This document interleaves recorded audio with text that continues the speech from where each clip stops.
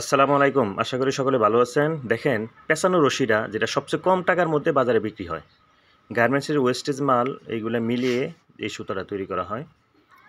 প্রথমত ১ম ড্রামে পেঁচানো হয়। তারপরে ৩ টা ড্রাম আবার একসাথে রেখে আবার কি এটা ৩ প্যাচের রশি বলি আমরা।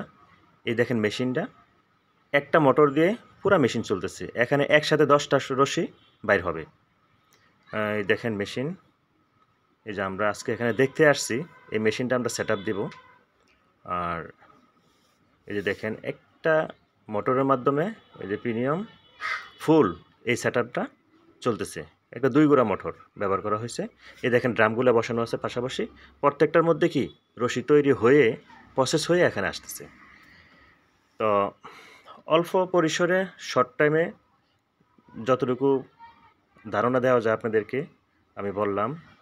তো এই মেশিনটা তো বর্তমানে অফ অবস্থায় আছে। আমি একটু পরে রান করে দেখাবো। এই যে দেখেন সুতাটি পেঁচানো হয়েছে। এটা গার্মেন্টসের ওয়েস্টেজ মাল। এটা বাজারে বিক্রি হয় ৮০-৯০ টাকা পাইকারি। আর খুচরা আরও বেশিতে বিক্রি হয়। এই যে পাশে আছে আমার প্রিয় একজন ব্যক্তি মেহেদী। তাকে নিয়ে আমি আসলাম। এই যে দেখেন ৩ রশি একসাথে যাচ্ছে। ওই যে রিলটা দেখা যাচ্ছে ওইখানে পেঁচানো হচ্ছে। এটা সারাদিন চলে এই মেশিনটা। ওনার বাজারে চাহিদা আছে ব্যাপক। উনি ওনার চাহিদা মতো তৈরি করতেছে। আমরা এই মেশিনটা সেটআপ করব। ভালো থাকেন।